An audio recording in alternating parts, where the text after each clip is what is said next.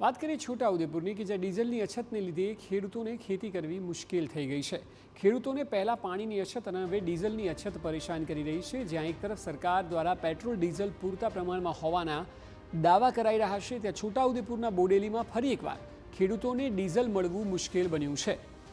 ચલામલી ગામે પેટ્રોલ અને ડીઝલ પૂરતા પ્રમાણમાં ન મળી રહ્યું હોવાના ખેડૂતો આક્ષેપ લગાવી રહ્યા છે। ખેડૂતો રાતભર પેટ્રોલ પંપ પર લાઇનમાં ઊભા રહેવા મજબૂર બન્યા છે। મહત્વનું છે કે થોડા દિવસોમાં ચોમાસાની સિઝન શરૂ થશે અને ખેડૂતોને તૈયાર થયેલા ઉનાળુ પાકની લણણી માટે ડીઝલ મળવું ખૂબ જરૂરી બન્યું છે। ત્યારે ખેતી કામ અટકી ન જાય તે માટે ખેડૂતો ટ્રેક્ટર અને કેરબા લઈને એક પેટ્રોલ પંપથી બીજા પેટ્રોલ પંપ સુધી દોડધામ કરી રહ્યા છે।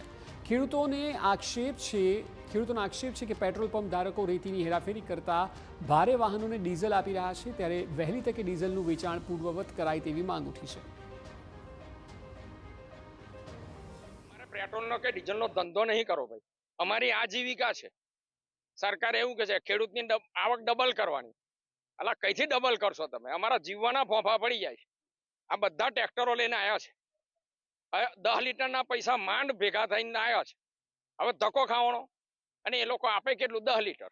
અમે કઈ ધંધો થોડો કરવો છે? 6 સવા 6 એ ચાલુ કરે છે કામ, 7 સવા 7 એ ડીઝલ બંધ કરી દે છે, પેટ્રોલ બંધ કરે છે, સર્વર ડાઉન છે। હવે શું પ્રોબ્લેમ છે તો અમને ખબર નથી, લોકોના માઇન્ડમાં શું ચાલે છે। બીજી એક વસ્તુ એવી બી બને કે અહીંયા આગળ અમારે અત્યારે ઓરસંગ નદી નજીકમાં છે, તો અહીંયા આગળ અત્યારે હાઈવા જે રેતીના ચાલતા હોય તો એમને બી કદાચ ડીઝલ ભરવાનું હોય।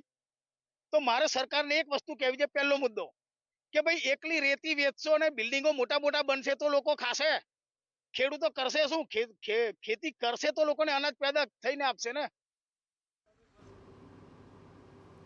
સમગ્ર મામલે પેટ્રોલ પંપના માલિકે ભારે વાહનોને ડીઝલ વેચવાના આક્ષેપને ફગાવ્યા છે। સાથે જ ઓટોમેશન સિસ્ટમમાં ખામી સર્જાતા પંપ બંધ કરવો પડ્યો હોવાનું નિવેદન આપ્યું છે। ત્યારે વહેલી તકે પંપ રિપેર કરી પેટ્રોલ ડીઝલનું વેચાણ શરૂ કરવામાં આવે તેવી ખાતરી આપી છે।